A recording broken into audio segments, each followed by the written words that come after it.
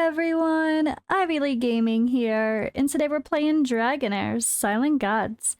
For today's video, we're gonna do a bit of a beginner guide, diving a little bit deeper into a specific topic.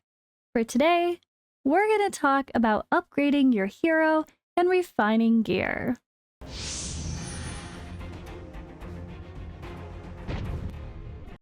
If this is your first time checking out Dragonheir Silent Gods, you should probably know it's an open-world, high-fantasy strategy RPG. There's been so much hype and interest around it ever since it was first revealed in July 2022. I know I was highly interested when I first saw it, and I'm so glad I'm finally playing it now. So this game is really fun. It even has a collaboration with the official Dungeons and Dragons. They're going to be helping to make that world come to life in the form of this game. And I'm really excited to see the characters introduced and how that plays out. I should also mention that this will be going global the second half of 2023, so stay tuned for a proper release date. But if you don't want to wait till then, it is currently in a closed beta 2 phase. You can play now if you want to. I do have a link in the description and pinned comment, so go check it out if you haven't already. You also can pre-register if you're not in a region available for playing the beta now. But why wait if you can? We're in Season 0 and we're gonna roll into Season 1, and I'm definitely excited for that. So there's a ton of topics we need to cover regarding a beginner guide, and I've kind of already done that in one big comprehensive ultimate beginner's guide, but there's so many topics that I barely talked about, that we barely scratched the surface on.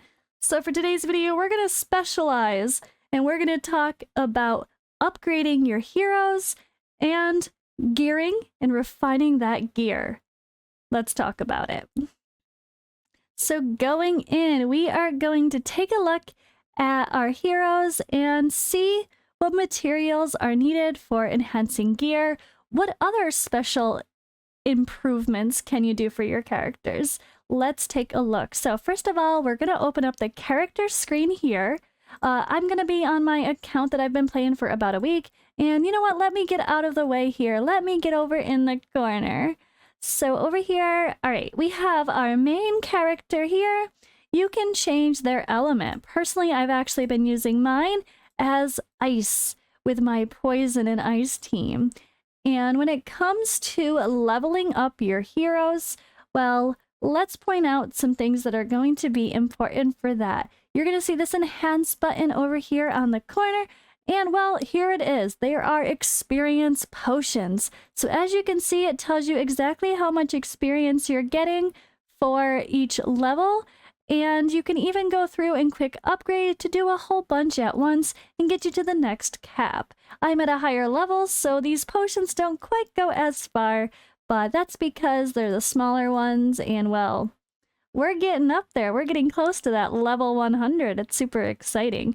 But early on, you're going to level up pretty fast. You'll get a ton of experience potions. Now, experience potions come through a goblin dungeon, the goblin lair.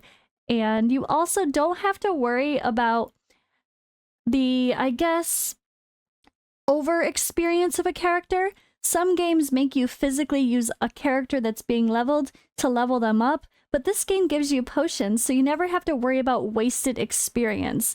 So let me show you where you can find potions to begin with.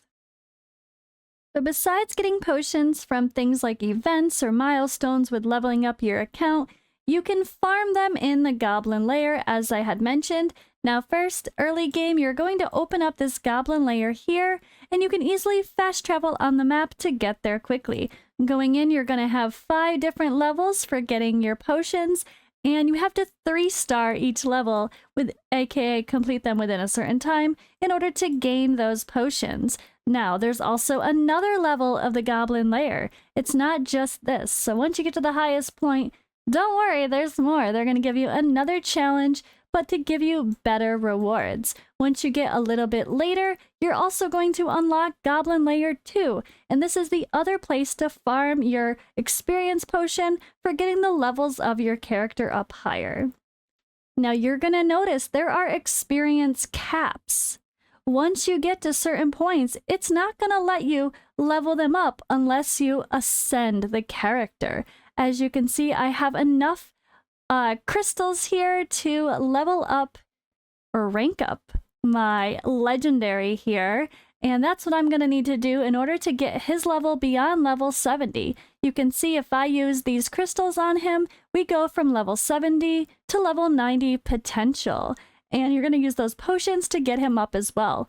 Also, when you're enhancing your character, the different ranking will also unlock different things. So as you can see here, you're actually going to unlock one of the rune slots once you get to rank 4. And then rank 5 will allow you to unlock another rune slot, which is kind of like a type of gear. That's also going to be the case for the sake of artifact slots here as well.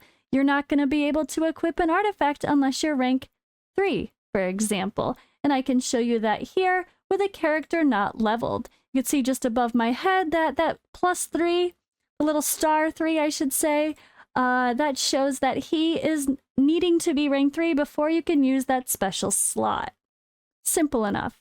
Now, of course, part of your enhancements for a character are going to be skill upgrades. You can upgrade the skills. I've already upgraded a few of my characters to max skills, like my rare Eli here.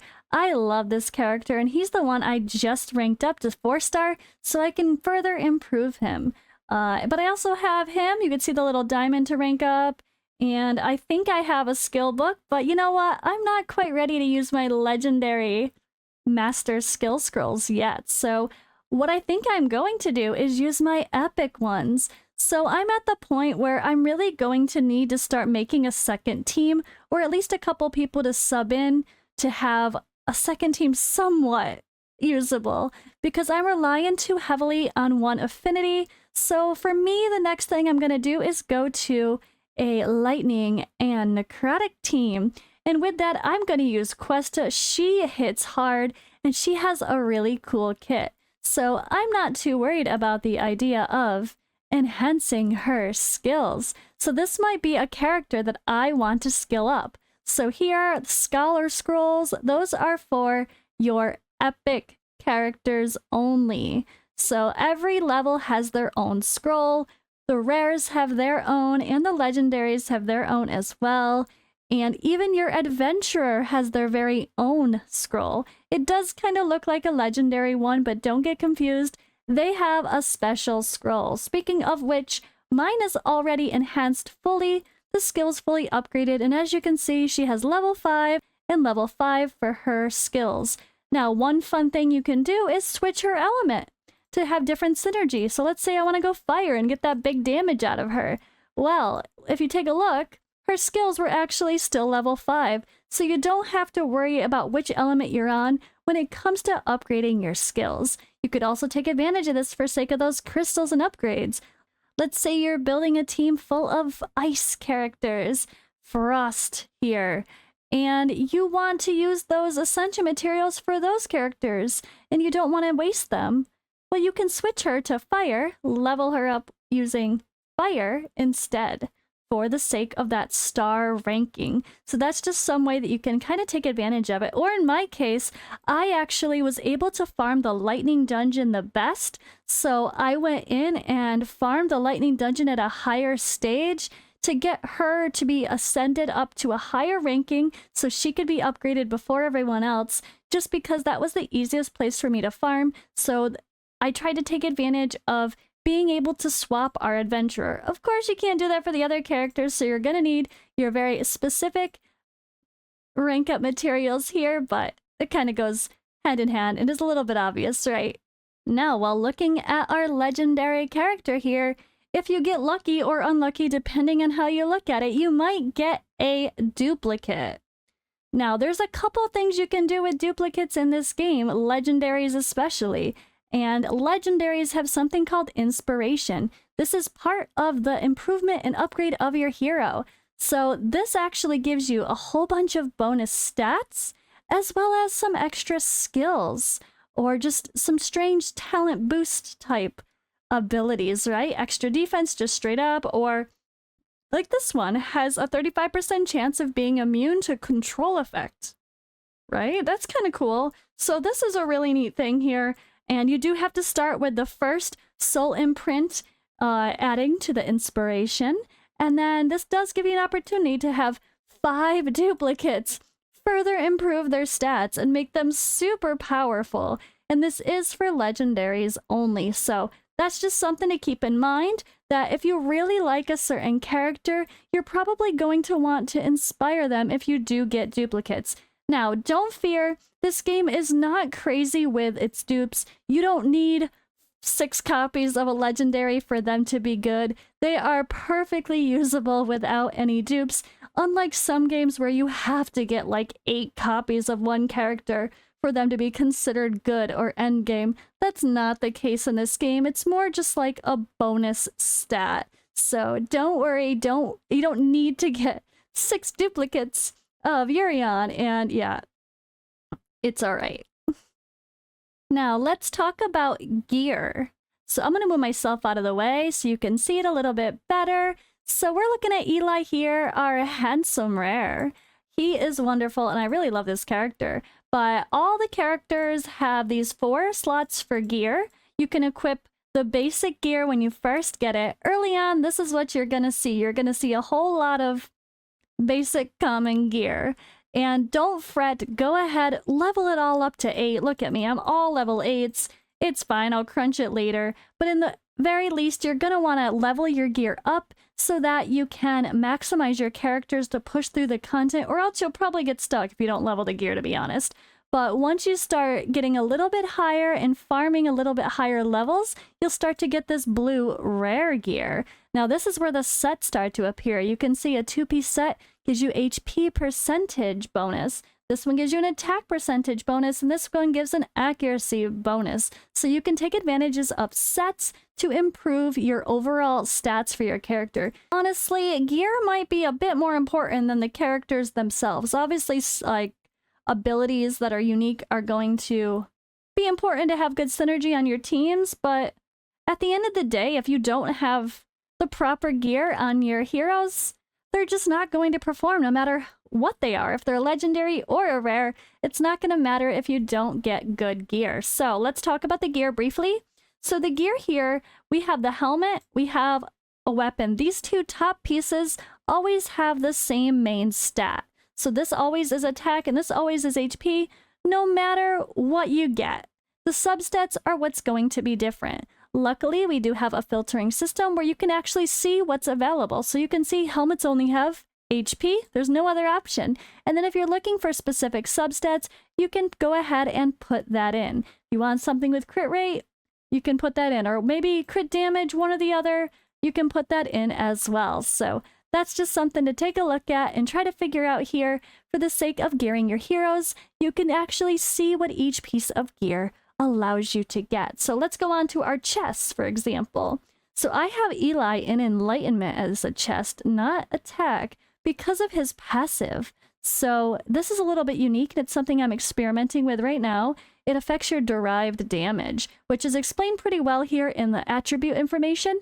If you don't know what something does, don't worry, they tell you. It does have explanations behind me here for what each thing does for stats, main stats, substats, and some of these kind of are reflected upon your skills as well. But yeah, we're looking at our chest here for Eli. If you hit the filter, you can see there's actually a ton of options for primary attributes, not just one limited. So this is where you can really get creative and really refine your build and customize your build and have endless opportunities to experiment with your characters and try them with different stat configurations. Same thing with the gloves. As expected, the gloves are special too.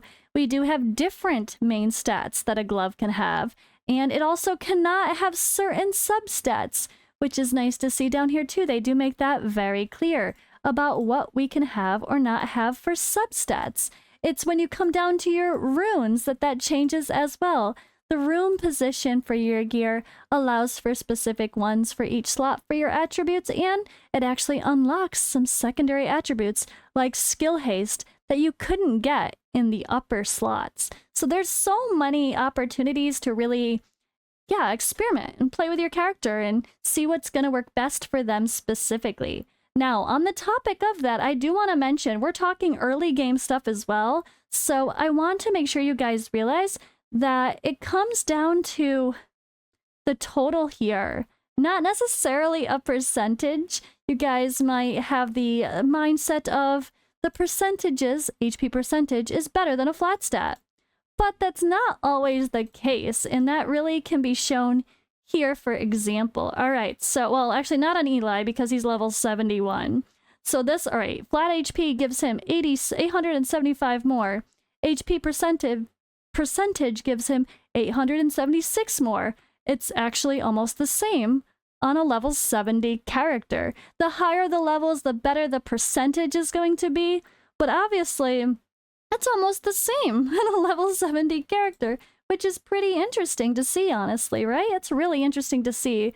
So once you get beyond level 70, you're going to be looking for percentages, but below level 70, flat stat as the main stat is actually okay. So just keep that in mind when you're building your characters.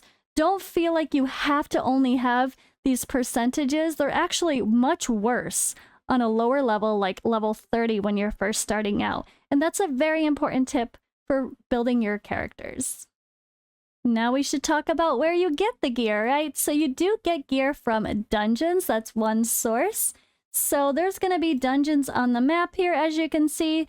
This allows you to get certain types of gear. This Grave of Venom is all attack-based gear. So this is really nice. And then the higher level you get, you'll actually be able to get different sets. You can see Predator, Assassin, Barbarian, Goblin Brawler, Chess. So this is interesting. They've changed the sets. So you can see the effects when you click on it, though. So it looks like we have like more than just a basic attack set. You have attack percentage plus skill haste, for example. And the higher level you get up, the more unique sets you can have added to the mix, and this is how you'll get your gear. Sometimes you'll get pieces of gear, but you'll also get materials for forging your gear, which is in your camp. That's here. You'll go to your camp, you'll have the forge, and depending on your level, you'll start unlocking the forge. You do find the forge hammers while just progressing through your adventure, so keep pushing through that story mode and you'll get them eventually. And as you can see, the higher the level, the equipment sets down here change, but they're at least all on a theme. If you're looking for gear for your attack damage dealer, then you just go farm the very specific dungeon for your damage dealer. If you're working on something for your debuffer and you need some accuracy stuff, you go there.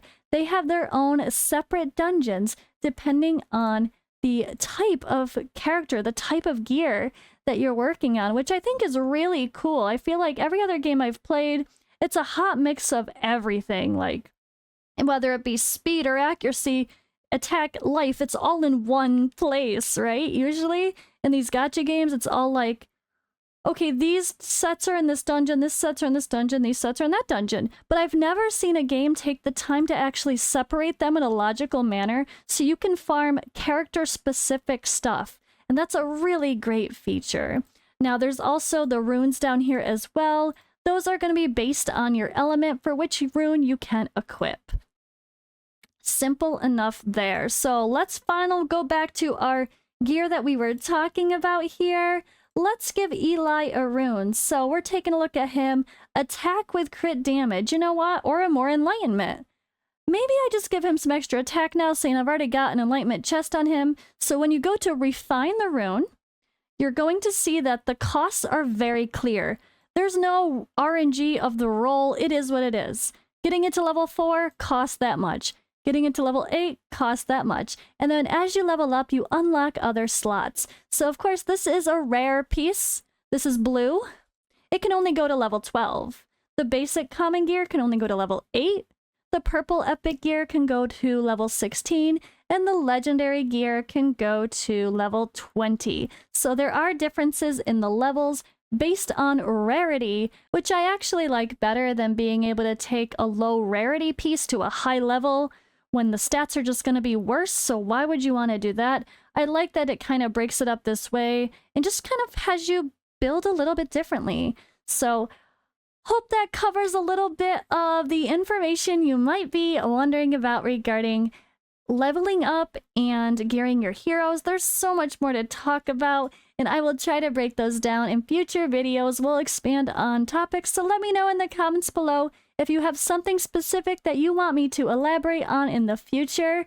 And again, if you haven't already played Dragonheir Silent Gods, or if you haven't pre-registered yet, make sure you use my link in the comments or pinned description below, so that way you can do so. Plus, we have a pre-registration reward goals for the game. We want to hit those goals, so help us do that. Check out this game. I am truly loving it, and I think you will too. That's all for now. I'll see you in the next video.